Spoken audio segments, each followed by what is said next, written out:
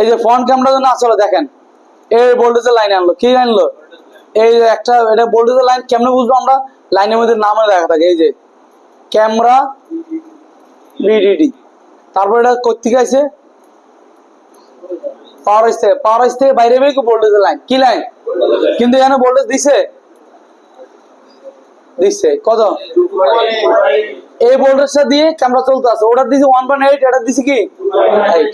এই যে front camera, এই ভোল্টেজটা ঠিক থাকলে তার মানে এই একটা ভোল্টেজ আর বাকি সব লাইন কই ঢুকছে? এই জন্য এই হার্ডওয়্যার সলিউশনে দেখেন এখানে যদি জিআর বলে না পান একটাতে, শুধু এটাতে না পাইলে সিপিইউ দোষ না, আর যদি এডিতে জিআর বলে না পান মানে লাইনে যেটার মধ্যে জিআর বলে পাবেন না সেটার পিছিয়ে দৌড়াবেন, আর ব্যক্তিতে মিস হবে না। আর যদি আমি ব্যক্তিতে পান না তার মানে 100% সিপিইউ, কারণ সিপিইউ তে বেশি লাইন হয় একটা।